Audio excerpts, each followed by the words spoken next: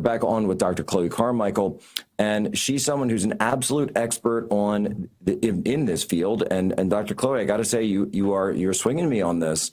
You're swinging my opinion on this because you are a clinical psychologist, and you're someone who I absolutely trust because you've always come on this program and talked about the importance of personal responsibility and how so much of psychology these days eliminates that. So walk us through what you see as the irresponsible things and the reckless things that that nurse Lindsay Clancy committed, and to where you actually do believe that she's more responsible than the narrative is letting on. Yeah, I definitely think that. I mean, and again, not to say that she wasn't over-medicated or medicated incorrectly, but that is not an excuse, right? So again, she's very savvy from what we can tell. She's, texting through portals all day with her providers. She's called suicide hotlines multiple times and, Googling and discussing medication plans with providers.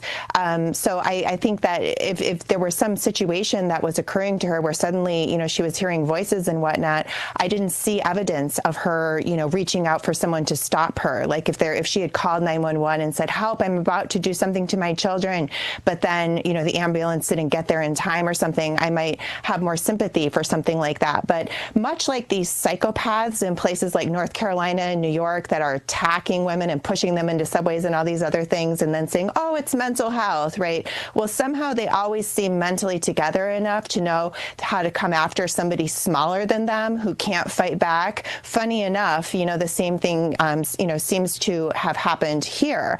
And again, I just think there's also a real problem and a danger of social contagion that if we allow this to stand, if you allow somebody like this to, not be held criminally accountable because somebody gave me the wrong medication.